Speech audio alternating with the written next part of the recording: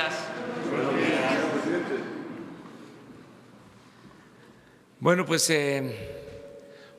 hoy vamos a visitar Tabasco, vamos a conmemorar los 500 años de la batalla de Cintla o Centla. Es la primera batalla, el primer enfrentamiento de españoles encabezados por Hernán Cortés y los pobladores originarios, mayas chontales de esa región. Vamos a hablar de este tema porque en el 2021 tenemos 3 conmemoraciones importantes: los 700 años de la fundación de la Ciudad de México, de Tenochtitlan, los 500 años de la toma, de la caída de Tenochtitlan y los 200 años de nuestra independencia nacional. Todo esto en el 2021. Por eso hoy vamos a dar a conocer cuál es la ruta que vamos a llevar a cabo en el marco de nuestra memoria histórica, del rescate de nuestra memoria histórica, cuál va a ser la postura del Gobierno de México. Entonces ese es el motivo de la visita hoy a Centla, Tabasco. Y vamos también a informarles ahora mismo sobre la protección a periodistas y a defensores de derechos humanos. Es un tema que ustedes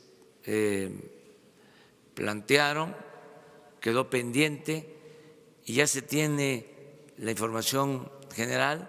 Alejandro Encinas nos va a hacer la presentación y vamos a comenzar con eso y luego abrimos lo de la sesión de preguntas y respuestas.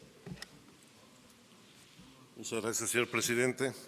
Bueno, como lo ofreció el señor presidente, el día de hoy vamos a dar cuenta de la situación en que se encuentra el mecanismo de protección para las personas defensoras de derechos humanos y periodistas. Como ustedes saben, este mecanismo se creó en julio del 2012 en cumplimiento del artículo 1 de la Ley para la Protección de Personas Defensoras de los Derechos Humanos y de Periodistas. En esta ley se establece como una responsabilidad del Estado el garantizar la vida, la integridad, libertad y seguridad de todas aquellas personas que en la defensa de los derechos humanos o el ejercicio del periodismo enfrentan una situación de riesgo. Y las medidas que se adoptan en torno a este mecanismo resurgen de una Junta de Gobierno que está integrada no solamente por representantes del Gobierno federal, sino por órganos autónomos y representantes de los propios periodistas y los defensores de los derechos humanos. Yo creo que esto es muy importante destacarlo, porque la Junta de Gobierno, quien es el órgano colegiado de establecer todas las medidas dentro del mecanismo de protección, así como identificar la situación de riesgo en que se encuentran tanto los defensores de derechos humanos como los periodistas, son quienes toman esta decisión. ¿Quién integra esta Junta de Gobierno? son fundamentalmente 9 representantes. 3 del Gobierno federal, la Secretaría de Gobernación, la Secretaría de Seguridad y Protección Ciudadana y la Secretaría de Relaciones Exteriores. 2 órganos con autonomía constitucional, que son la Fiscalía General de la República y la Comisión Nacional de Derechos Humanos, y 4 representantes del Consejo Consultivo, que por lo general son 2 representantes de periodistas, 2 representantes de los defensores de derechos humanos. Más aún, el Consejo Consultivo Ciudadano se integra por un presidente, 4 defensores de derechos humanos y 4 periodistas. Al mismo tiempo, esta Junta de Gobierno tiene como invitados permanentes con derecho a voz a la Oficina en México del Alta Comisionada de las Naciones Unidas para los Derechos Humanos, a la Conferencia Nacional de Gobernadores, al Poder Judicial de la Federación, al presidente de la Comisión de Derechos Humanos del Senado de la República o al presidente o presidenta de la Comisión de Derechos Humanos de la Cámara de Diputados. ¿Cuáles son las medidas que adopta del mecanismo de protección? Son de 3 tipos. El primero son las medidas urgentes, que tiene que ver con situaciones de alto riesgo, que implica la evacuación de la persona que se encuentra en situación de riesgo, su reubicación temporal, el que se le asignen escoltas de cuerpos especializados, que se protejan los inmuebles en los que se encuentran y todas aquellas medidas que se requieran para salvaguardar su vida, integridad y libertad de las y los beneficiarios. El segundo tipo de medidas de protección son las vinculadas a cuestiones tecnológicas y físicas, que va desde la entrega de botones de asistencia con aplicación de localización, equipo celular, radio o telefonía satelital, la instalación de cámaras, cerraduras, luces, otras medidas de seguridad en las instalaciones donde laboren o donde estén viviendo, que se les otorguen chalecos antibalas, detector de metales, automóviles y todas aquellas que se requieran para salvaguardar su integridad. Y un tercer tipo de medidas son las medidas de carácter preventivo, que tiene que ver con tareas de difusión y capacitación sobre la importancia del trabajo de las personas defensoras de derechos humanos y periodistas, la publicación de instructivos, manuales, cursos de autoprotección, la creación de conciencia pública sobre la importancia de los derechos humanos y del ejercicio de la actividad periodística, el ejercicio del derecho a la libertad de expresión y todas las que se requieran. ¿Cuál es la situación en estos momentos? Desde que llegamos al gobierno, tenemos al llegar al gobierno 790 personas bajo el mecanismo de protección, 498 defensores de derechos humanos que representan el 63% y 292 periodistas que representan el 37% de las personas sujetas al mecanismo de protección, concentrándose particularmente en 10 entidades, donde está el 62% de los beneficiarios, destacando la Ciudad de México con cerca del 17%, Veracruz con el 9.6% y Guerrero con cerca del 9%. ¿Qué situación estamos enfrentando dentro de la operación e implementación del mecanismo? Hay que asumir que lamentablemente, y esto lo hemos discutido al seno de la Junta de Gobierno y con los beneficiarios, más aún la semana pasada tuvimos una reunión para analizar en particular esta situación en el estado de Chihuahua para ver todos los planes para atender situaciones de contingencia. Se detecta que el mecanismo tiene medidas fundamentalmente reactivas, no se atiende la parte preventiva, no solo de quienes están sujetos al mecanismo de protección, sino de los periodistas o los defensores en general. En estos momentos estamos analizando distintos instrumentos que nos permitan, a partir del análisis de redes abiertas, de fuentes abiertas de información, identificar cuando se vaya a generar una situación de riesgo a cualquier periodista o defensor de derechos humanos sin necesidad de que forme parte del mecanismo de protección. También hay que evitar las medidas de carácter burocrático y fortalecer en la medida de lo posible las medidas de prevención cuando no se atiende en la situación de riesgo. Otro problema de los que hemos detectado es que existe una empresa privada que es la encargada de toda la aplicación de los mecanismos que se designan a cada uno de las personas que están sujetas a la protección y que reporta deficiencias en la operación, particularmente en sus equipos tecnológicos y en su personal.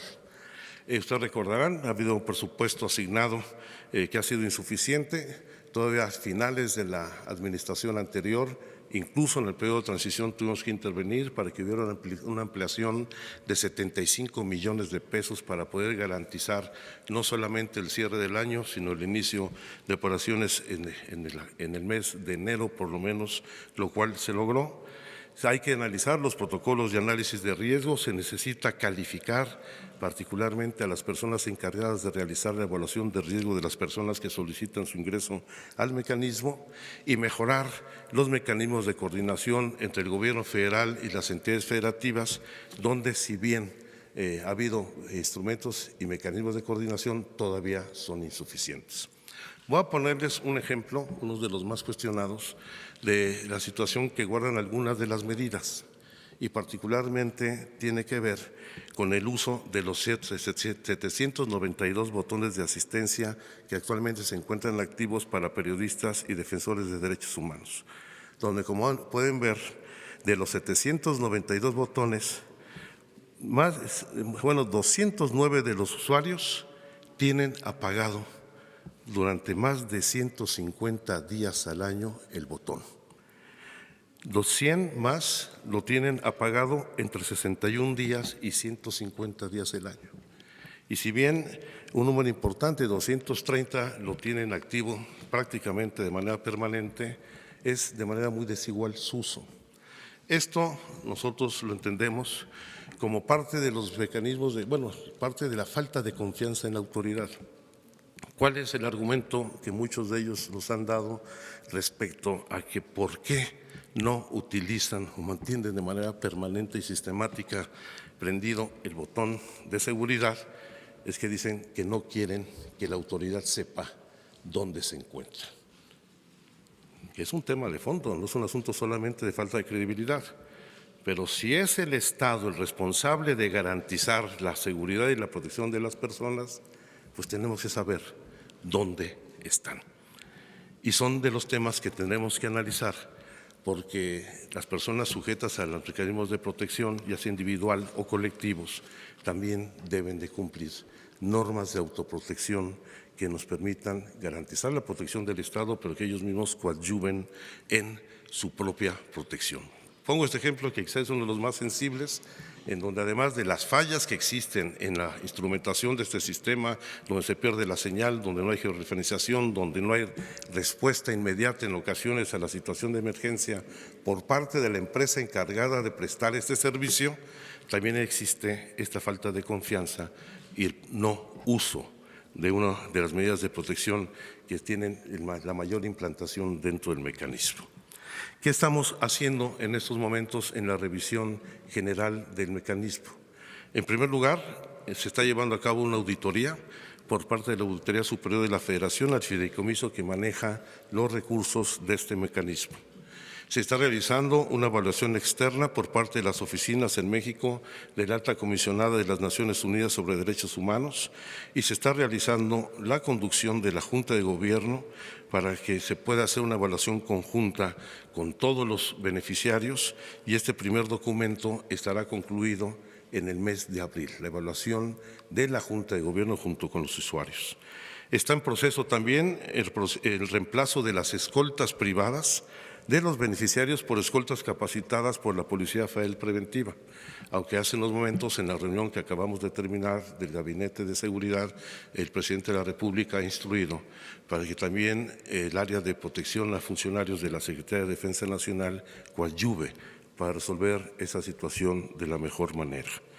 Al mismo tiempo, por lo delicado que importante de estos servicios de protección a la vida e integridad de los usuarios, los beneficiarios del mecanismo, vamos a mantener, en tanto no esté resuelto todos los mecanismos de protección, no vamos a poner en riesgo absolutamente a nadie. Vamos a mantener los servicios de la empresa, pero bajo un mecanismo de control y fiscalización mucho más directo. Estaremos interviniendo en el seguimiento de la empresa, pero con toda seguridad, en el momento en que asumamos esto como debe de ser una responsabilidad del Estado, que no puede delegarse a un particular, sino que tiene que ser directamente el Estado, haremos un replanteamiento de todo, lo cual nos implicará incluso un ahorro por lo menos del 15% más de 30 millones de pesos que actualmente se canalizan a una empresa particular. De la misma manera, se están reforzando los mecanismos de cooperación entre los órganos locales y el federal. Vamos a dar un paso importante. Hoy estuvo la jefa de gobierno en la reunión de gabinete, particularmente con el mecanismo de protección en la Ciudad de México y el mecanismo federal, más aún cuando aquí se concentran el mayor número de periodistas y defensores de derechos humanos que están sujetos dentro del mecanismo. Y en el caso específico de los periodistas, lo que buscamos es involucrar directamente a los dueños de los medios de comunicación en la corresponsabilidad para garantizar la integridad y la seguridad de sus trabajadores, donde lamentablemente cuando se presenta una situación de riesgo, pues no solamente los despiden, no los vuelven a contratar, sino que incluso parece que se boletinan y se estigmatiza a muchos de los periodistas que, cumpliendo con su responsabilidad, se ven obligados a emigrar del lugar donde desempeñan sus labores. Y finalmente, por supuesto, vamos a promover una mayor cooperación internacional para favorecer la operación del mecanismo. En eso estamos trabajando con la Agencia de los Estados Unidos para el Desarrollo Internacional, lo que es USAID. Estamos trabajando con la Unión Europea, con la Embajada Británica, con las distintas agencias de la Organización de Naciones Unidas y en particular con los mecanismos de protección a defensores de derechos humanos en Colombia, Honduras y Guatemala.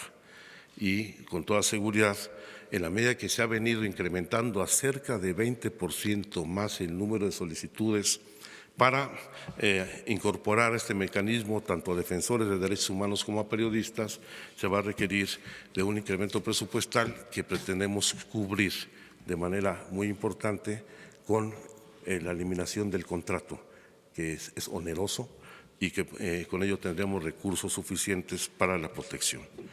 Lamentablemente, desde el 1 de diciembre al día de hoy, hemos tenido pues la pérdida de vidas de periodistas y defensores de derechos humanos. En el caso específico de los periodistas, tenemos registrados 6 homicidios a partir del 1 de diciembre, de los cuales solamente una de las personas, el caso de Rafael Murúa Manríquez en Baja California Sur, estaba bajo la protección del mecanismo.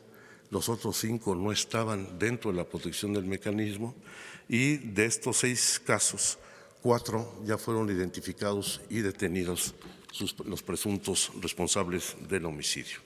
Y en el caso de defensores de derechos humanos, creo que esa lámina sí está, porque no la habían incorporado en la presentación, ya está. Tenemos 9, lamentablemente 9 decesos, de los cuales solamente se han esclarecido 2. En particular el caso de Sinar Corzo en Arriaga, Chiapas. Incluso el Congreso local ya promovió el desafuero del presidente municipal de Arriaga. En el caso de Samir Flores en Amicingo se tienen identificados a 3 agresores, pero falta ir a concretar la identificación de los autores intelectuales, y de los otros 7 está en proceso de la investigación sin que hasta ahora se hayan detenido a todos los responsables materiales e intelectuales. También se hace el seguimiento de periodistas que han sufrido algún tipo de agresión. Los más recientes, el de Jesús Hilal Moreno, director del portal de noticias Evidencias en Juchitán, Oaxaca, y el caso de Miguel Vadillo, director de Contralínea, que fue allanado su domicilio el pasado 23 de marzo.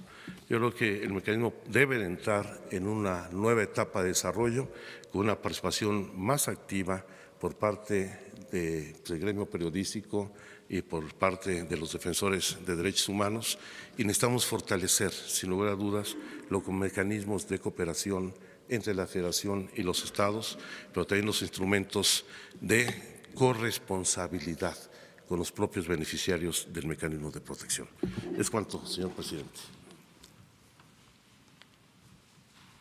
Bueno, pues si les parece, abrimos la sesión y vemos primero el tema, o sea, que se ha expuesto, y luego lo general.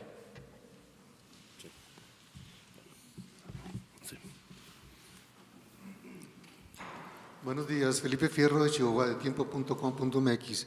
Para preguntarle por el caso de Miroslava, ¿qué hay de eso? Bueno, Miroslava, como has dado a conocer en los días recientes, no se ha concluido el proceso de investigación. Ahí hay limitaciones por parte de la actividad de la Fiscalía en el Estado de Chihuahua. Por supuesto que debe haber coadyuvancia por parte de la Fiscalía General de la República y está en el pleno desarrollo del proceso, del desahogo del proceso judicial. ¿Cuáles son los problemas ahí con la Fiscalía? Bueno, eso es un asunto que debe resolver el gobierno del Estado de Chihuahua para desahogar de manera plena esta situación y fundamentalmente la detención de los responsables que tienen plenamente Pero concretamente, identificados. ¿qué es lo que falta? Pues que concrete toda la pesquisa, todo el proceso judicial para su desahogo. Pero el gobierno federal no está interviniendo en el caso. Estamos haciendo el seguimiento. Hay que recordar que la Fiscalía General ahora es un órgano autónomo. En lo que corresponde al mecanismo se está haciendo el seguimiento para que se cumplimente toda la carpeta de investigación. Pero la Fiscalía de Chihuahua no es autónoma. Yo creo que no, pero si es un estado distinto, nosotros no podemos intervenir directamente con ella. Pero entonces, ¿ustedes tienen el caso o no lo tienen ustedes? No lo tiene el gobierno federal, no está en el mecanismo, está en el ámbito del gobierno del Estado. ¿Y qué es lo que sigue ahí? ¿Van a esperar o qué va a pasar? El fiscal general de la República podrá tomar la determinación en cuanto a la atracción plena de esta investigación. Gracias. Uno y uno. Buenos días, licenciado Encinas, licenciado López Obrador. Humberto Padgett, de Ciro por la Mañana, de Grupo Fórmula. Preguntarles con respecto al caso de Miroslava Breach si el gobierno federal considera la pertinencia de investigar la supuesta línea política de intervención en su asesinato. Segundo, entendemos que hubo una reducción del presupuesto al Mecanismo Federal de Protección a Periodistas y Personas Defensoras de los Derechos Humanos. ¿De cuánto fue esa reducción y qué la justifica dado el caso en que se encuentra el actual estado en que se encuentra la seguridad de los periodistas en México? Anoche fue asesinado el 6º periodista de su gobierno, el licenciado López Obrador, un reportero en Sinaloa. Su cadáver fue arrojado bajo un puente. Yo quisiera preguntarle con todo respeto, usted decía antes de ser presidente que el insulto desde el poder es una amenaza. La recurrencia de llamar a la prensa que es crítica de usted como fifí o conservadora no favorece el mal estado de las cosas ya de por sí muy descompuestas en el país. Muchas gracias. Respecto a la primera pregunta, nosotros tenemos claro que todas las líneas de investigación, el caso de Miroslava Breach, deben ser desahogadas. Ninguna debe quedar pendiente, independiente de que la motivación sea política o en un atentado contra el ejercicio de la libertad de expresión. En segundo lugar, no hubo un decremento del presupuesto.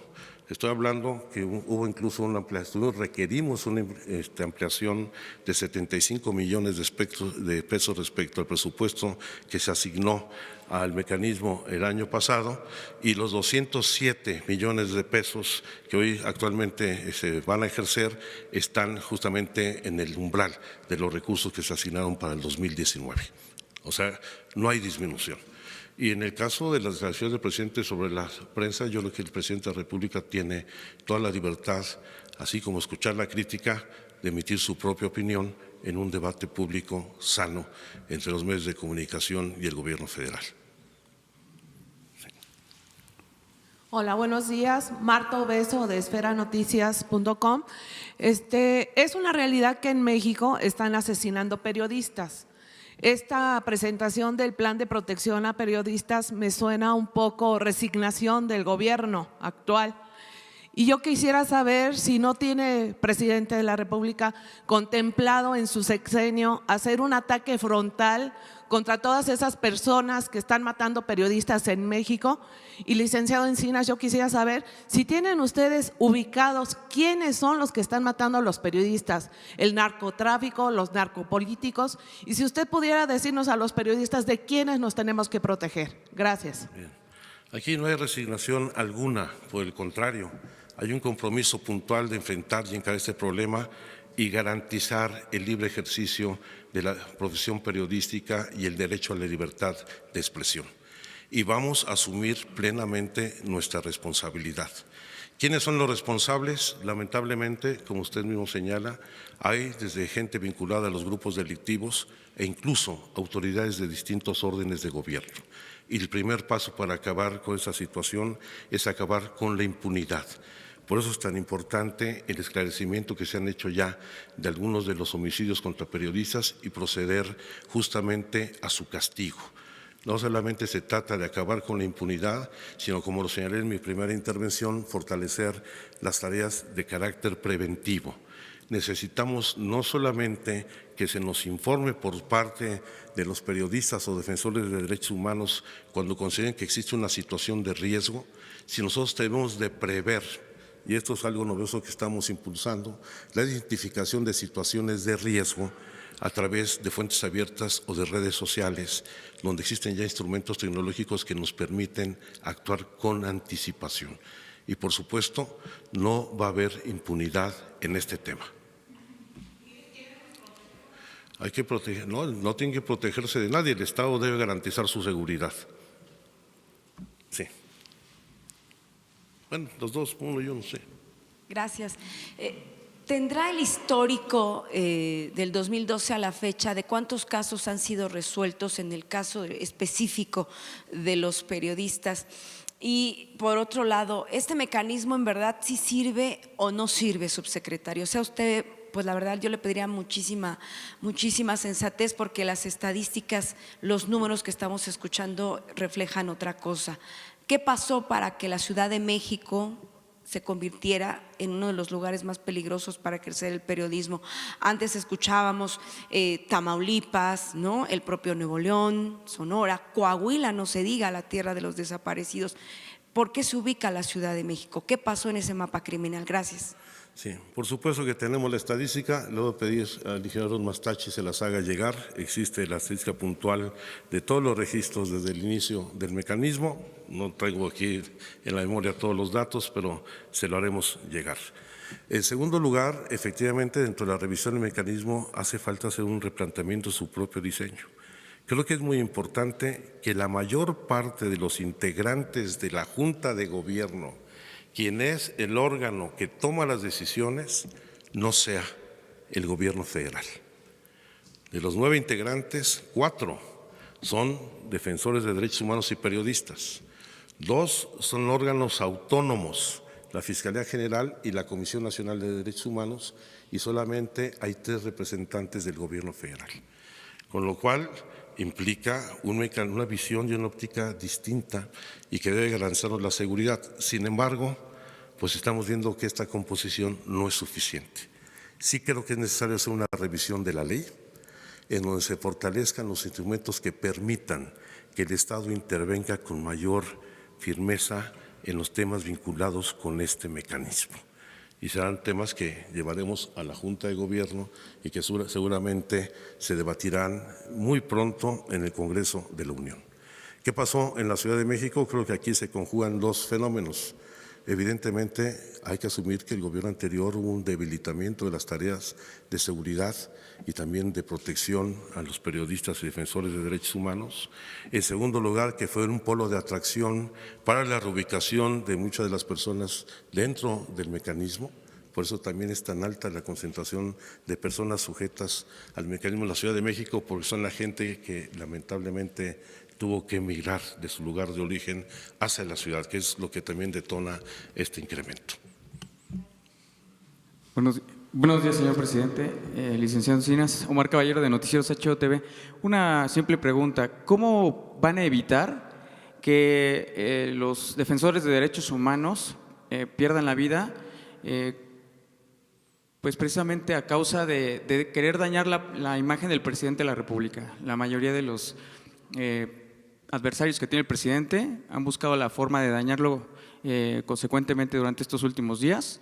Y bueno, el caso de Samir es uno que sonó bastante fuerte y que tenía la intención precisamente de dañar al presidente por la situación de la termoeléctrica. Nosotros como autoridad no podemos partir de una hipótesis de esa naturaleza. Nosotros tenemos que garantizar la protección de todas las personas y en este caso específico de los protectores de derechos humanos y de periodistas. Y para eso es el fortalecimiento de todas las instituciones públicas. Estoy convencido que en este replanteamiento de las estrategias de seguridad y de protección a los ciudadanos, la Guardia Nacional va a permitir tener una mayor eficacia y capacidad de respuesta para enfrentar esa situación. Pero no queremos solamente quedarnos en la parte reactiva. lo más importante es en la parte preventiva para identificar oportunamente la situación de riesgo en que se puedan encontrar. Ahí atrás, ella, por favor. Buen día, Erika Ramírez de la revista Contralínea. Subsecretario, quisiera saber si se está contemplando la judicialización del ejercicio periodístico en este mecanismo, ya que vemos que muchos periodistas están enfrentando demandas por parte del Estado mismo y esto mina el trabajo periodístico. Por supuesto que el mecanismo no pretende judicializar el ejercicio de un derecho. Por el contrario, el mecanismo debe garantizar la protección y parte de esa protección es en caso de que hubiera alguna persecución judicial en el ejercicio de la labor periodística o la defensa de los derechos humanos, el mecanismo debe dar la asesoría jurídica y la protección para evitar una acción de esta naturaleza por parte de cualquier tipo de autoridad. Buenos días, presidente, subsecretario, buenos días, compañeros, buenos días. Eduardo Martínez, corresponsal de Telesur. Subsecretario, usted hablaba de involucrar a los dueños de los medios de comunicación en este tema del mecanismo para la protección. Hemos visto cómo muchos comunicadores, cuando son asesinados, quedan en el olvido también desde los medios en los que trabajan y también hay cierta desprotección, por decirlo de alguna manera, hacia los periodistas cuando van a algunas coberturas o algunas zonas de riesgo. ¿Cuál es el mecanismo que ustedes estarían buscando para involucrar precisamente a los dueños? Que además, dicho sea de paso, también hemos estado viendo ahora despidos masivos en algunos medios de comunicación y esa situación se está agravando día tras día. Gracias. En realidad no debería haber ninguna disposición específica para que los propietarios o concesionarios de los medios de comunicación garantizaran los derechos laborales de sus trabajadores.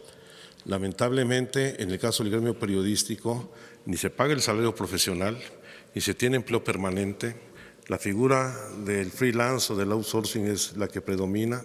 El momento que hay una tragedia de esta naturaleza, no cuentan con seguro de vida, no cuentan la mayor parte de los medios con ningún tipo de protección social a los periodistas, que debe ser su obligación.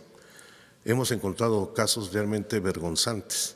El caso de un periodista asesinado en Veracruz, a quien le pagaban sus notas, entregándole 50 ejemplares diarios del periódico para que él los vendiera. O hemos visto también casos vergonzantes en el caso de periodistas desplazados que son estigmatizados por los propios propietarios de esos medios de comunicación de supuestos vínculos con actividades ilícitas. Yo creo que dentro de la revisión de la legislación en materia de protección a periodistas y defensores de derechos humanos hay que evaluar la responsabilidad de los dueños de los medios y particularmente de quienes gozan de concesiones públicas, porque la radio y la televisión son concesiones públicas y en ese sentido el Estado sí puede tomar medidas para regular la responsabilidad de los beneficiarios, de los concesionarios en la atención a los derechos de sus trabajadores. Bueno, usted me diga, señor presidente. Sí. Ella, sí. Buenos días, subsecretario. Montserrat Sánchez, de Reporte Índigo. ¿Nos podría especificar más sobre la empresa a la que le van a hacer la auditoría? ¿Qué fallas le encontraron? ¿Si hubo sobrecostos o algo más que ustedes la hayan encontrado? Bueno, en primer lugar son los sobrecostos, evidentemente. Problemas, voy a decir uno, pues, de los importantes, pues con el personal que contratan de seguridad. El reporte que tenemos es que la empresa no goza con un permiso de portación de armas, sino que está empleando a marinos o militares retirados que portan el arma de cargo que les permite su jubilación. Esta es una USP. Y RCU,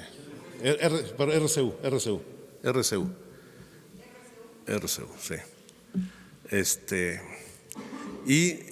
Pues es de las situaciones más delicadas, además de pues, las fallas tecnológicas que se registran en la prestación de los servicios.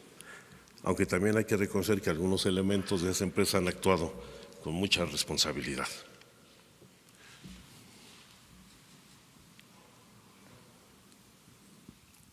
Gracias, buenos días. Primero, subsecretario, que nos aclarara el porcentaje en los casos que se tiene registrado, seguramente usted tiene la radiografía de los hechos, ¿qué porcentaje de los casos de periodistas asesinados tienen que ver con autoridades? ¿Qué porcentaje tiene que ver con cuestiones personales y con grupos criminales, si lo tiene?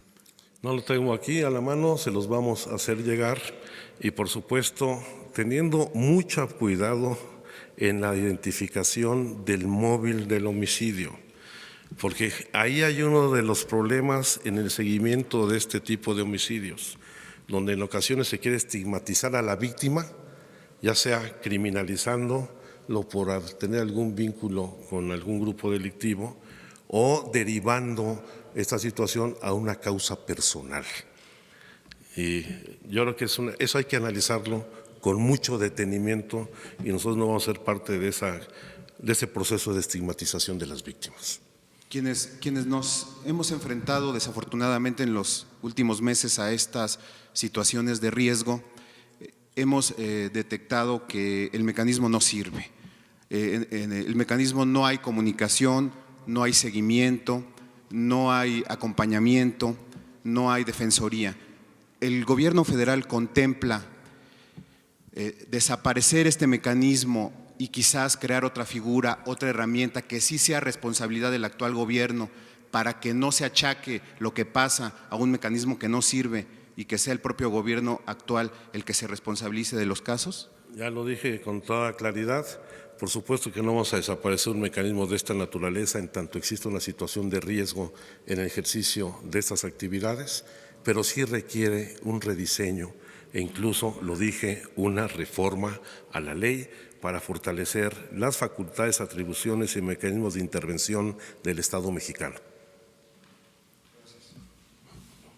Usted me dice, señor presidente. Muchas gracias. Esteban Durán, de Vanguardia, Veracruz. Independientemente de esta protección que pueda ofrecer el Estado a quienes se dedican a las investigaciones respecto al crimen organizado, yo creo que también es muy importante dar protección a todos quienes laboramos en un medio, porque la mayoría, bueno, no sé si la mayoría de los propietarios abusan de nosotros, abusan de nuestras condiciones y abusan de la necesidad que tenemos nosotros de un trabajo. E inclusive engañan a las autoridades también. ¿Por qué? Porque ellos dicen que pagan sus impuestos, pagan el seguro social, etcétera, cuando es mentira eso, y a nosotros igualmente nos engañan y quedamos completamente desprotegidos con la falta de seguridad social. Aquí sí es muy importante recalcar que esto debe de ser y que debe de ser ya de inmediato, porque muchos de los compañeros que aquí nos encontramos laboramos desde la mañana hasta ya muy noche, cuando los propietarios siempre nos dan una mísera cantidad por ese trabajo. Entonces, sí es muy importante que inmediatamente se empiecen a tomar esas medidas y se investigue a los propietarios de los medios para que estos efectivamente cumplan con su labor, cumplan con su obligación con nosotros los periodistas y además cumplan con ustedes por en materia de impuestos. Gracias. Estoy de acuerdo.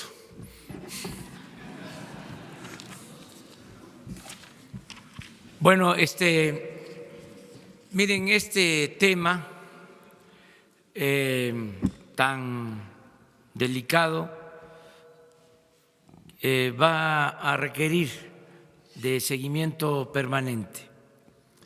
Una de las características de los distintivos del nuevo gobierno es la transparencia, el que podamos todos los días hablar de estos temas que antes se ocultaban. Esto es importante decirlo porque a veces se padece de amnesia y se olvida cómo era el régimen autoritario, cómo era el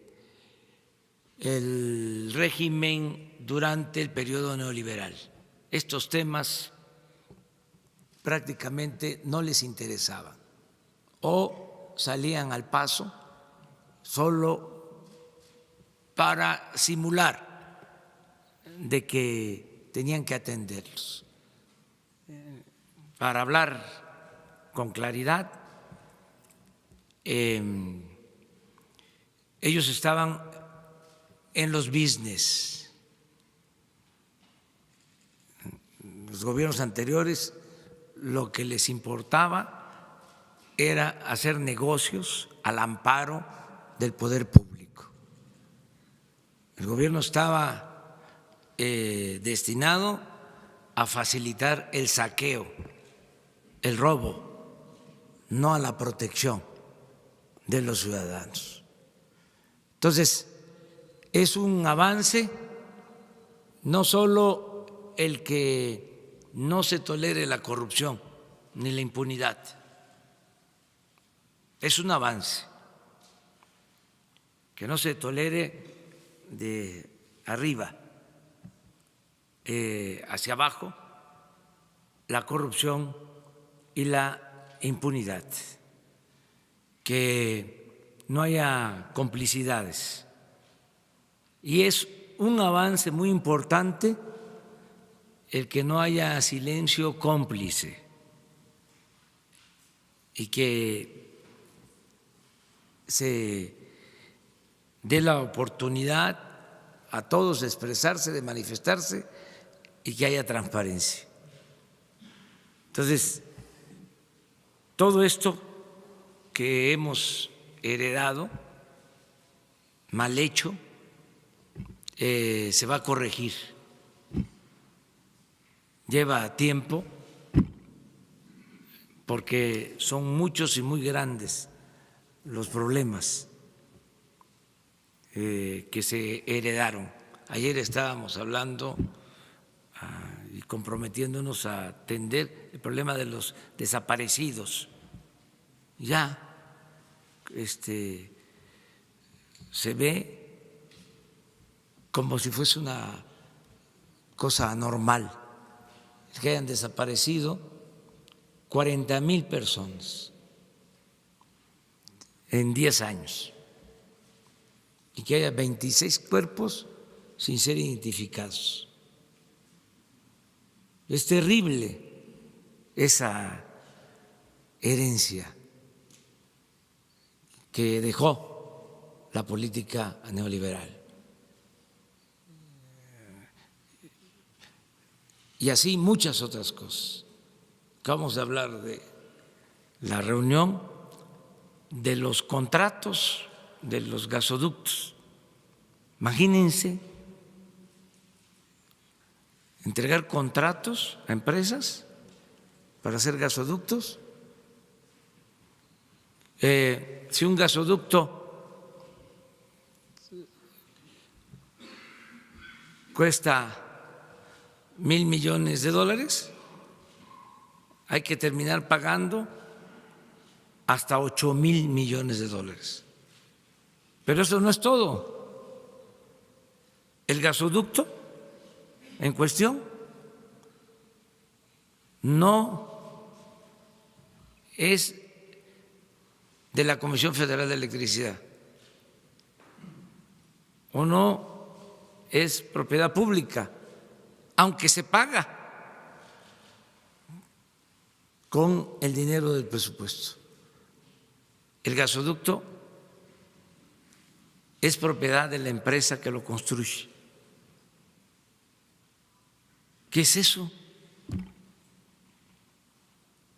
Bueno, así se heredaron muchas cosas. Y esto que estamos tratando. ¿Cuál es el compromiso? De limpiar el gobierno de corrupción, terminar con la simulación y hablar con la verdad. Y hacer un llamado para que todos ayuden y participen, que todos participemos en la transformación de la vida pública del país. Es nuestra responsabilidad, pero también necesitamos del apoyo de todos los ciudadanos. Afortunadamente, mucha gente están contribuyendo, están ayudando, se están sintiendo parte de esta transformación, protagonistas principales de este cambio verdadero. Entonces, adelante, todos los temas los vamos a seguir ventilando aquí, que van a ser públicos, y también que se sepa en los temas en que haya indicios de corrupción, de irregularidades, denuncias. No vamos a tapar nada. Trátese de quien se trate. Ya todas las dependencias, la Secretaría de la Función Pública,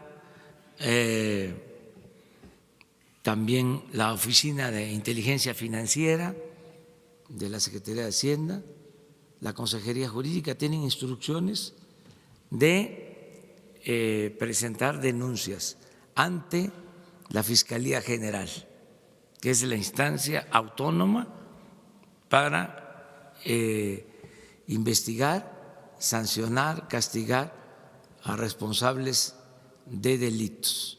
Entonces, esa es la indicación que tienen, y no vamos a tapar nada, para que quede esto muy claro.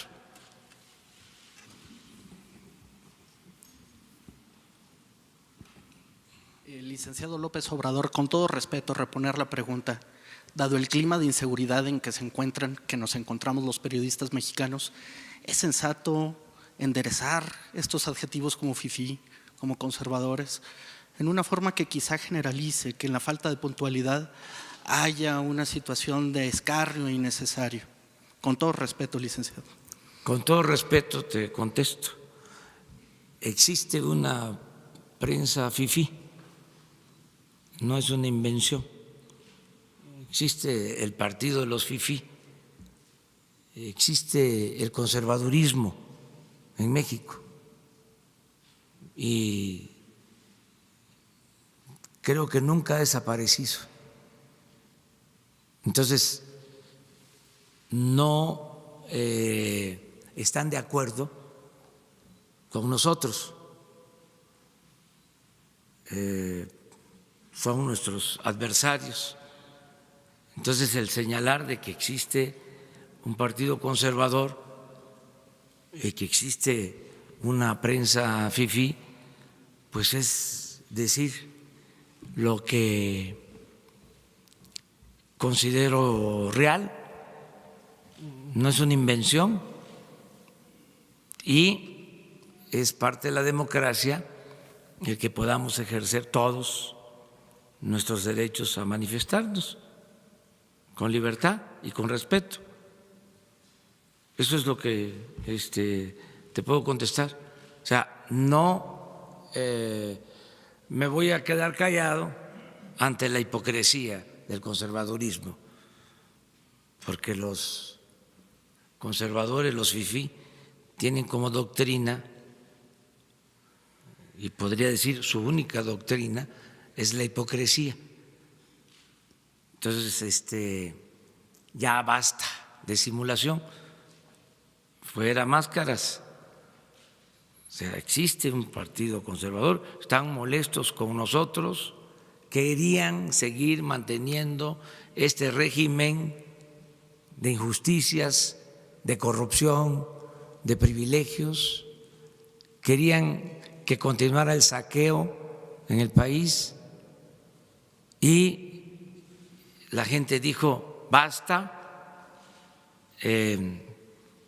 aprobó que se lleven a cabo los cambios, las transformaciones, y ellos no se resignan, porque además como conservadores son partidarios de mantener el statu quo, y tienen además el derecho y la libertad de defender su postura, de actuar como conservadores. Entonces yo no les niego ningún derecho, no les estamos limitando ninguna libertad, solo pues decirlo. Si la prensa fifí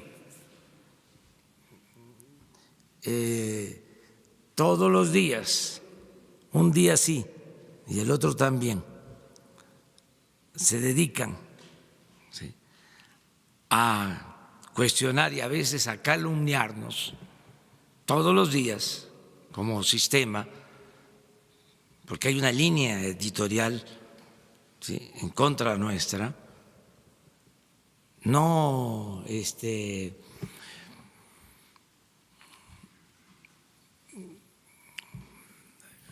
desarrollada a partir de el pensamiento de cada periodista, de cada escritor, sino una consigna de parte de los dueños de los medios, del director de un dueño, de un periódico, una consigna a todos. Pues entonces tenemos el derecho de decir, existe esta prensa conservadora, fifí, y es lo único que hacemos, ¿no? Señalarlo. Ayer falleció, yo les contaba aquí, un dirigente magisterial de Oaxaca, que expreso mis condolencias a sus familiares, a sus amigos, a sus compañeros, que fue vilipendiado, calumniado por esa prensa. Entonces, que no se pasen, ¿sí?, o que no se sientan omnímodos, ¿no?, los grandes jueces, los grandes juzgadores, los que pontifican, y que no haya derecho de réplica. La democracia es mensajes de ida y vuelta, es diálogo circular, que todos podamos expresarnos.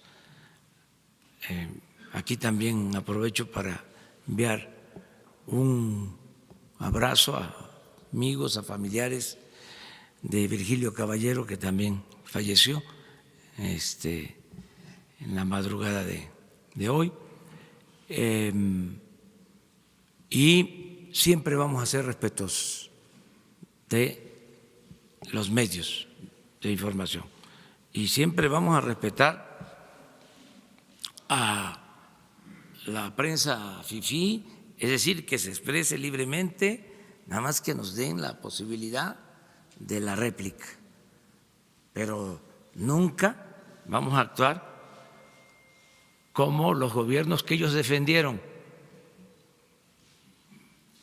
porque ellos defendieron, sí, gobiernos que persiguieron a periodistas, ellos defendieron gobiernos que por consigna les quitaban sus programas, los desterraron incluso. El caso de Gutiérrez Vivó, y esa prensa fifí se quedó callada, ¿sí?, actuó con un silencio cómplice. Lo de Carmen Aristegui, lo mismo. Nosotros no vamos a actuar así. A ningún periodista se le va a limitar su derecho a expresarse. Y en este caso, como aquí se ha visto, vamos a hacer todo lo que esté de nuestra parte por protegerlos, por evitar que sean agredidos, ¿sí? Es nuestra responsabilidad como representantes del Estado, es nuestra responsabilidad con todos los ciudadanos y es lo que estamos buscando, que no haya impunidad. Y aquí se preguntaba algo que es interesante de los asesinatos y que contestó con mucha sutileza Alejandro. O sea, ¿quiénes son los que agreden?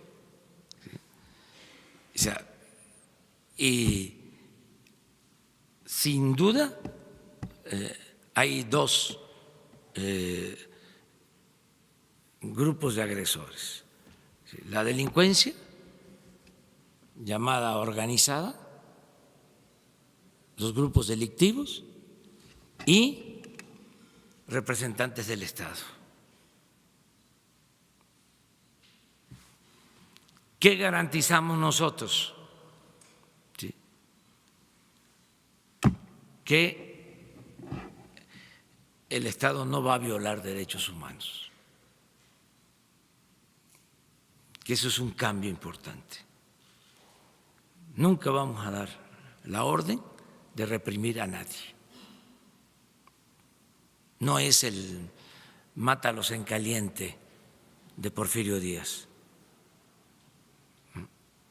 o plata o plomo, o en encierro, entierro o destierro. No, esta es una transformación, este es un cambio, este no es un gobierno autoritario. Entonces, esa parte se descuenta. El Estado no va a reprimir a los ciudadanos, que era por antonomasia el principal violador de los derechos humanos. Entonces eso debe de quedar claro. Y el que haga algo siendo servidor público en contra de cualquier ciudadano que comete un delito no va a contar con impunidad. Entonces, sí hay diferencias, no somos iguales. Entonces, para que nos vayamos poniendo de acuerdo, sé que va a ir costando trabajo el que se vaya entendiendo que se trata de un cambio verdadero y nos vamos a ir conociendo cada vez más, porque a pesar de que llevamos años luchando y siendo consecuentes, como ha sido tanta la guerra sucia, ¿sí?, acerca de lo que somos, nos han pintado, ¿sí?, tan mal que cuesta trabajo que se entienda de que somos distintos. Entonces, pero poco a poco, además son 6 años, si así lo decide el pueblo, y nos vamos a estar viendo todos los días.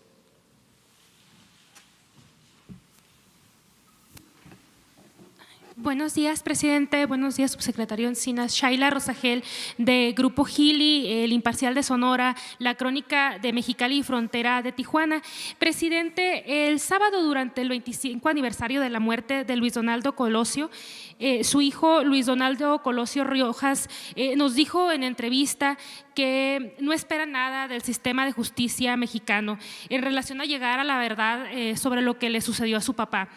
Le queremos preguntar qué dice a esto de lo que nos comenta Luis Donaldo, y si ya leyó la carta de los padres de Aburto que le entregaron el viernes, y si existe la posibilidad de reabrir el caso Colosio. Y otra nada más, el 31 de marzo inician las campañas a gobernador en Baja California y Puebla, y pues nos gustaría saber qué postura va a tomar su gobierno en relación a los comicios locales y las campañas que inician también en abril. Muchas gracias. Bueno, acerca de las campañas, nuestra postura es que no haya injerencia del gobierno. Otro cambio. No ando presumiendo, nada más puntualizando, subrayando, para que se tome nota. Cero intervención del gobierno en los procesos electorales, elecciones limpias y libres. Nada de utilización del gobierno para favorecer a candidatos o partidos. Nada de utilizar el presupuesto público como se hacía para favorecer a candidatos y partidos. Nada de entregar migajas, frijol con gorgojo a cambio de votos. Nada de dar instrucciones a organismos encargados de organizar las elecciones para favorecer a candidatos o partidos. Democracia. Y ya entra en vigor la reforma constitucional para castigar a quienes cometan fraude electoral. Y ya es delito grave. Y ya existe la Fiscalía Electoral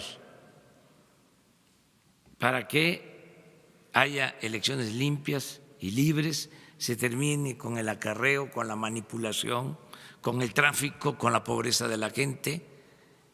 Yo he tomado la decisión de no ir durante la campaña a esos estados. Y quiero que los ciudadanos libremente se manifiesten, se expresen y decidan por qué partido y por qué candidato van a votar.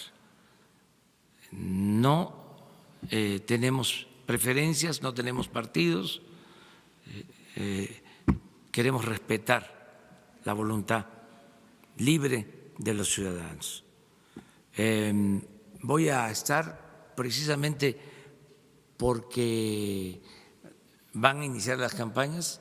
Ya a Puebla ya no regreso, ya fui, solamente que hubiese una cuestión de emergencia, que espero no suceda, pero no iría hasta después de las elecciones. Y en el caso de Baja California voy a estar pasado mañana. Adelanté el viaje, tenía pensado ir en 10 días porque necesitamos hacer allá una reunión del Gabinete de Seguridad para evaluar lo que está pasando, sobre todo en Tijuana.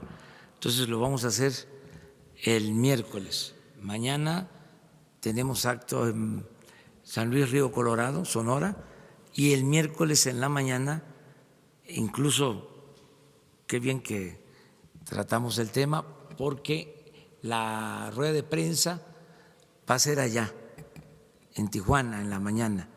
O sea, vamos a hacer la reunión de 6 a 7 de evaluación de seguridad y después de las 7 va a ser la conferencia de prensa.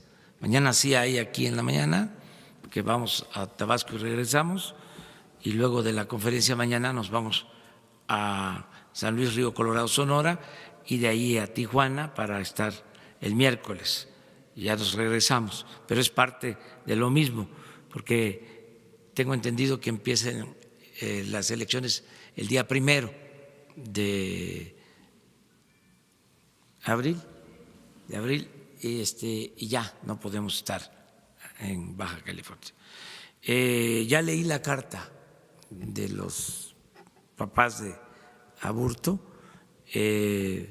ya la entregué a la Secretaría de Gobernación con la indicación de que se haga lo que por ley corresponde. Si hay posibilidades de reabrir el caso legalmente, se hará, pero me va a entregar un dictamen la secretaria de Gobernación sobre este asunto. Pues no hay que agotar ninguna posibilidad de investigación, no cerrar el caso, deben ser expedientes abiertos, porque fue un crimen deleznable que debe de ser aclarado.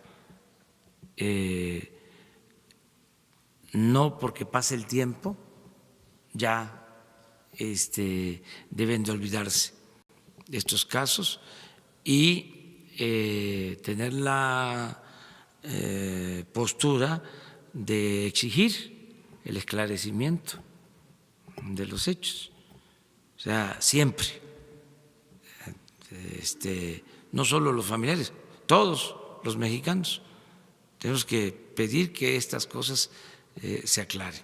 Y en lo que corresponde a nosotros como autoridad, pues ver que procede legalmente, pero no dar carpetazo a ninguno de estos asuntos.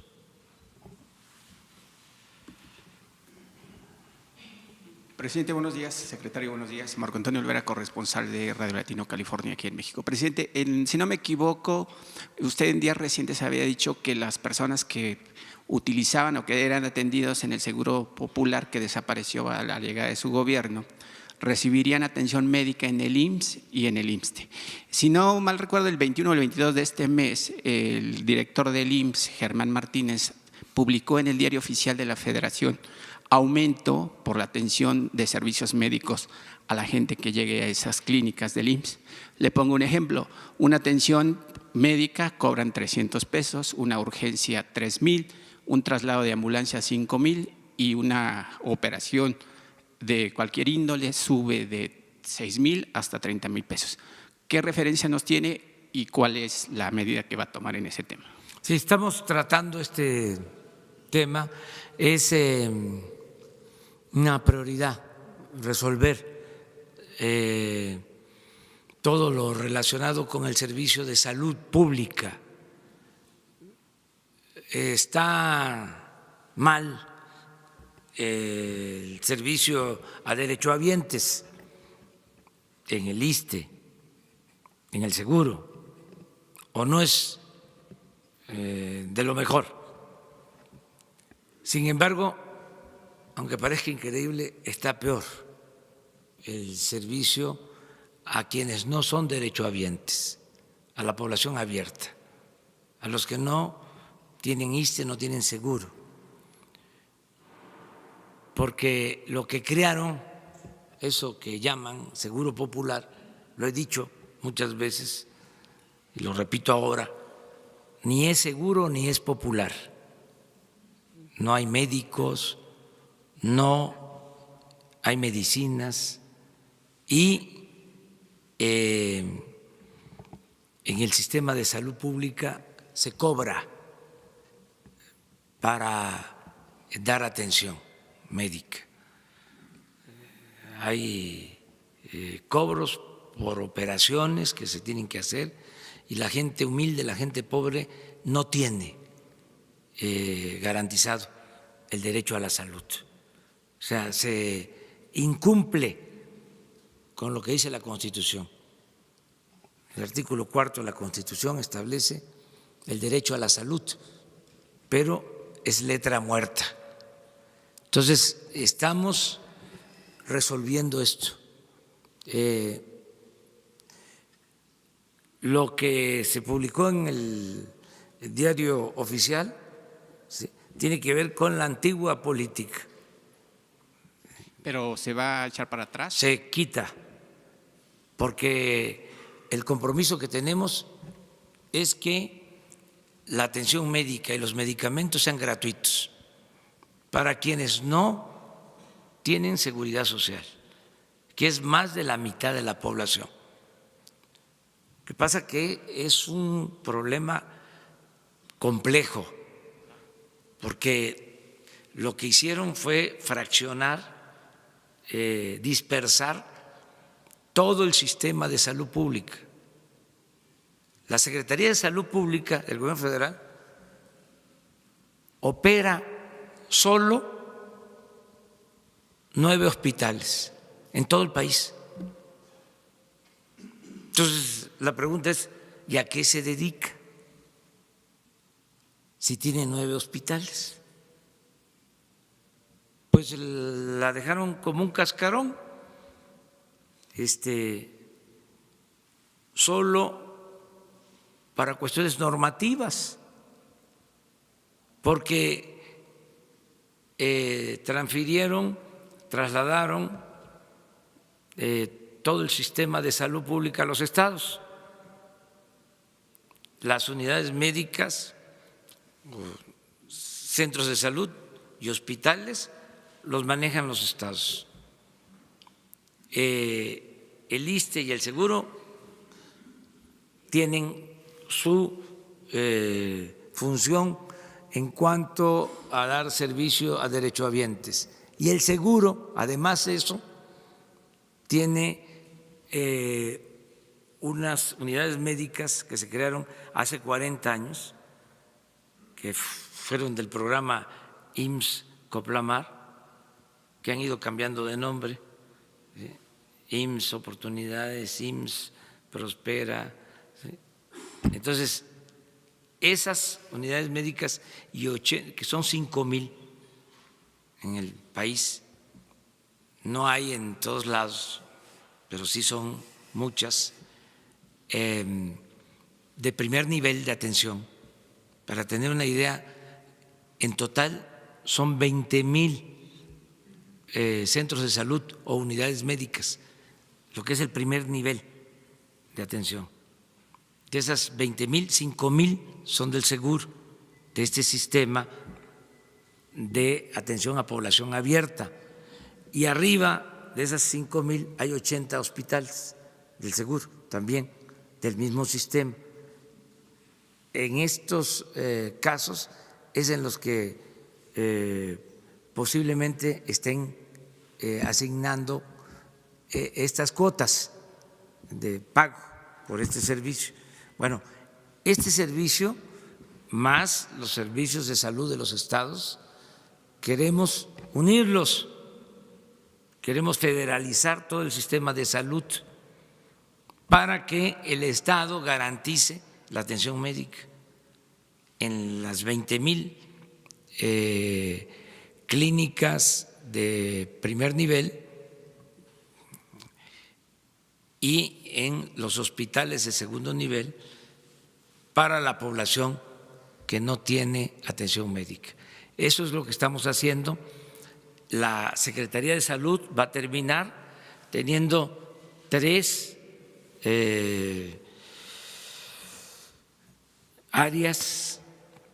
Una, la encargada de la reglamentación de todo lo sanitario, de lo que tiene que ver con las campañas de vacunación, es un área de salud para eso. Otra, la coordinación con los institutos, tanto del ISSSTE, del seguro, porque la Secretaría de Salud es cabeza de sector y tiene que estar pendiente del funcionamiento del ISSSTE, del seguro, inclusive de hospitales como el de Pemex o el sistema de salud de Pemex, coordinar también otros sistemas de salud públicos.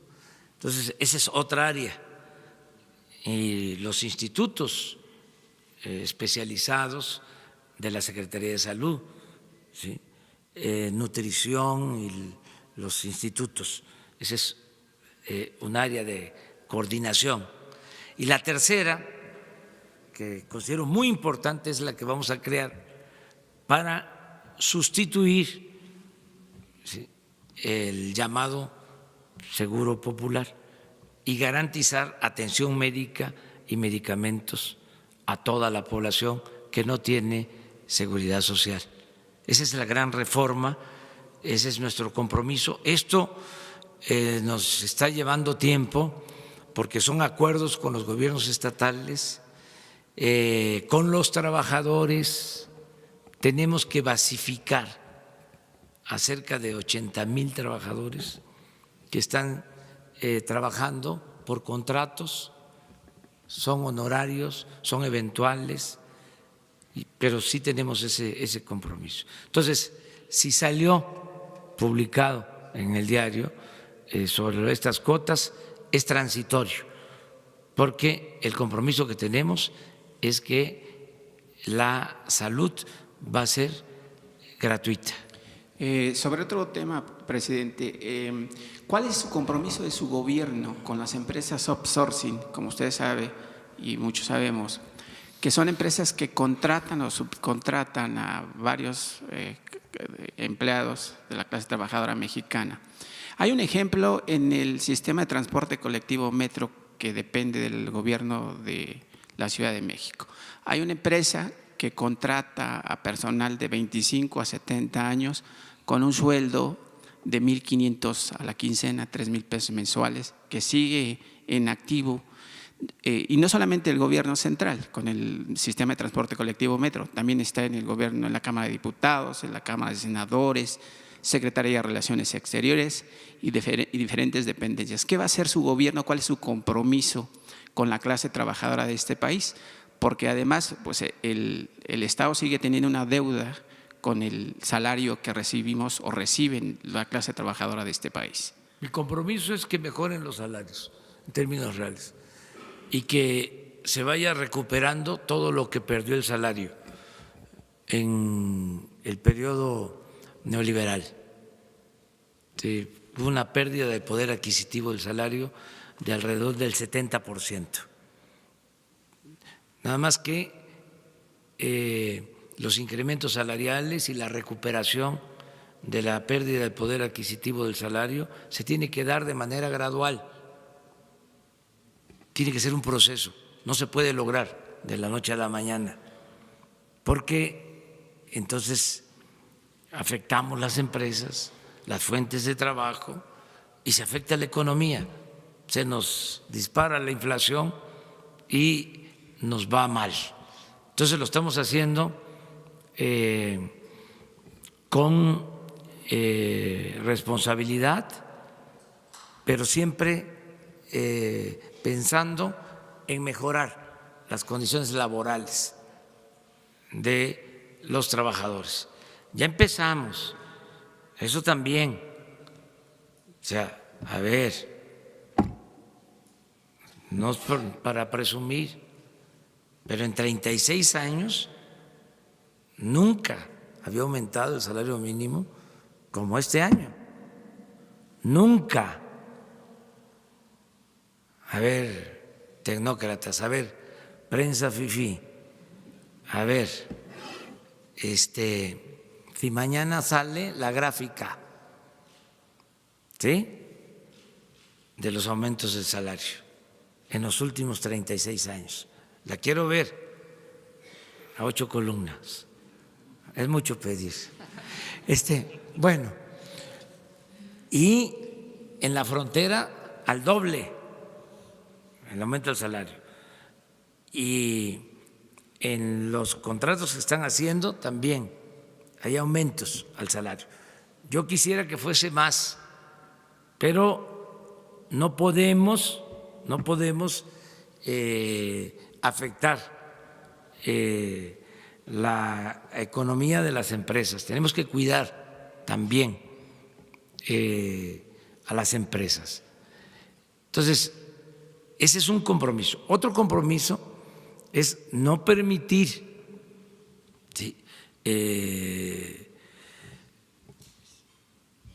sobreexplotación de los trabajadores y garantizar salarios justos.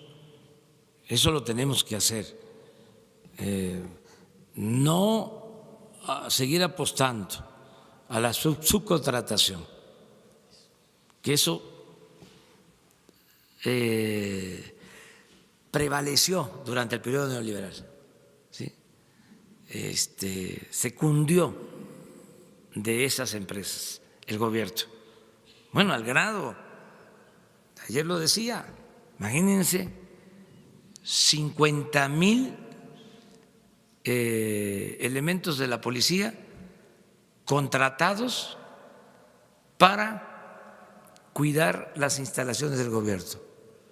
Y de esos 50,000, 45,000 privados, de organizaciones de protección privadas. Cuando para proteger a la gente se cuenta con 10,000 efectivos de la Policía Federal y el gobierno contrata a 50,000 elementos para cuidar sus oficinas, sus instalaciones. Estamos haciendo una revisión si existen esos elementos, dónde están, qué están haciendo, cuánto están cobrando, porque es de dominio público de que se crearon empresas vinculadas con políticos para vender servicios al gobierno. Eso seguramente mañana lo va también a dar a conocer la prensa fifí. O sea, ¿cuáles fueron las empresas que se crearon no solo en el sexenio pasado? Porque también la prensa fifí tiene sus simpatías, ¿no?, partidistas. Entonces, le echaron todo, ¿no?, le echaron toda la culpa. No estoy defendiendo, pero al gobierno pasado. Y para atrás se olvidaron de hacer cuestionamientos, de hacer críticas. Y es todo el periodo neoliberal, son 36 años, es de Salinas para acá, es Salinas, ¿sí?, que es el padre de la desigualdad social en México, ¿sí?, es el que más polarizó, el que creó la nueva oligarquía, el que trasladó los bienes del pueblo de México y de la nación a particulares, a sus allegados. Sí, hay un dato que es muy revelador. La revista Forbes, en su lista de los hombres más ricos, cuando entró Salinas había uno en México, una familia, la Garzazada, con 2.500 millones de dólares, aparecía en la lista, uno. Terminó Salinas y ya habían 24. Pero no tenían 2.500, ya tenían 48,000 millones de dólares en un sexenio. Vean el comportamiento de la desigualdad en México, incluso hecho por el Banco Mundial, y es el periodo en que más se profundiza la desigualdad en ese sexenio. Luego, Zedillo, ¿qué fue el FOBAPROA? Convertir deudas privadas en deuda pública. Hagan la cuenta de cuánto ha costado eso. Todavía se sigue pagando año con año. 40, 50,000 millones de pesos del presupuesto solo para pagar intereses del FOBAPROA. Cuando iban a llevar a cabo este rescate. ¿Por qué no se rescató primero, no, al pueblo? ¿Por qué se rescató a los de mero arriba? Bueno, Zedillo informó que iba a costar el rescate 110,000 millones de pesos. Y ha costado 2 billones. ¿Y saben qué? Para los fifí y para los conservadores fue un buen presidente.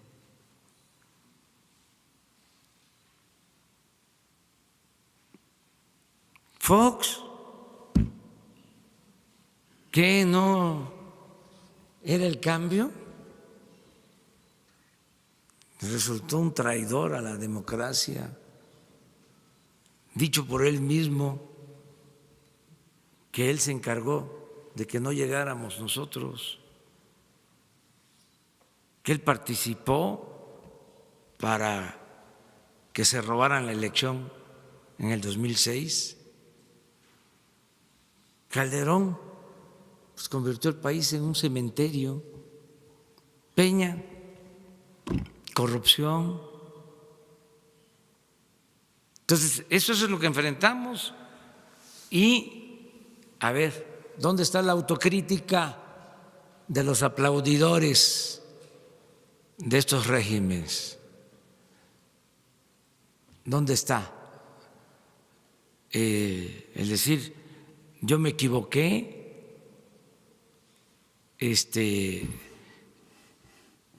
y quiero rectificar, quiero reconocer, porque todos nos equivocamos, todos cometemos errores, pero no al contrario, ¿no? Aferrados a querer mantener lo mismo, y estamos buscando que haya un cambio y se oponen. Afortunadamente, y eso es lo que da tranquilidad, es que la gente ya cambió, ya la gente despertó por completo y ya nadie va a parar esta transformación, este cambio. Y una última pregunta, presidente. Su gobierno, a su llegada, usted anunció el plantío de 200,000 hectáreas de árboles maderables y frutales. También ha dicho que se suspenderá el fracking para la extracción de petróleo porque resulta una medida bastante contaminante para el medio ambiente. ¿Su gobierno estaría abierto a la inversión privada y extranjera para las energías renovables como la solar y la eólica? Sí, está abierto, nada más es proteger el medio ambiente. Son ya este año 500,000 hectáreas de siembra de árboles frutales y maderables, y ya son 200,000 empleos para este año, y el año que viene son otras 500,000 hectáreas. Y sí, el fracking no está permitido, ni semillas transgénicas, y no vamos a permitir también la destrucción del territorio por la explotación minera, sobre todo por explotaciones a cielo abierto. Sin embargo, hay muchos campos de posibilidad, de oportunidades para la inversión privada, tanto nacional como extranjera. Hay muchos proyectos. El Tren Maya, el desarrollo del Istmo, en todo lo que tiene que ver con el sector energético, ya están trabajando empresas privadas, sobre todo en exploración, en perforación de pozos. Lo mismo en el caso de la industria eléctrica, se están respetando todos los contratos para que la Comisión Federal siga comprando energía eléctrica a empresas particulares, y hay la posibilidad de otorgar permisos para la generación de energías renovables, limpias, no hay ninguna limitación en ese sentido. Estamos nada más cuidando lo que consideramos no debe de hacerse en contra del medio ambiente y cuidando la naturaleza, porque es la herencia que vamos a dejar a las nuevas generaciones. Me tengo que ir porque si no, ya no llego. También subrayo, hoy es el día de las recordaciones. No viajo en avión privado, estoy viajando en aviones de línea, como cualquier ciudadano. Tampoco es algo tan extraordinario. Imagínense cómo viajaban nuestros héroes, a pie, a caballo, en el carruaje, arriesgando todo, ¿sí? Ahora no sé qué les pasaba a estos. O sea, imagínense subirse a un avión que es así, con este espacio, no tanto, pero sí como unos 25 metros, ¿no?, de ancho por 70 de largo, para 280 pasajeros. Ir ahí 20, con restaurante, con alcoba. ¿Qué es eso? En un país con tanta pobreza. Sí hay cambios, y van a seguir habiendo otros. Y no pasa nada. La gente se porta muy bien en los aeropuertos, los trabajadores del aeropuerto, no causamos tampoco molestias porque vamos muy puntuales para no afectar los vuelos y hemos resuelto bien todo. Nada más que sí hay que llegar puntual porque no es de que nos espere el avión, ¿no? Nada. Y tengo que llevar mi identificación y me identifico. ¿Qué es la cartera? No. Traigo uno buenísimo, ya se lo mostré la vez pasada. Este es buenísimo, mira.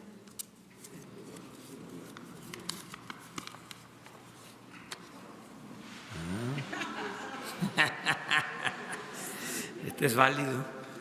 Tengo otros. No.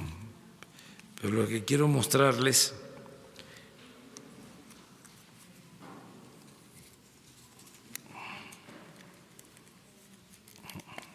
no la encuentro. Esta es mi identificación. Esta es mi licencia de manejo. ¿Saben qué? Permanente. Cuando fui jefe de gobierno se expidieron estas. Permanente. Sí. Como decía un buen periodista, don Trino Malpica, allá en mi pueblo, ¿saben cómo terminaba sus artículos? Decía, ahí queda eso. Ahí queda eso.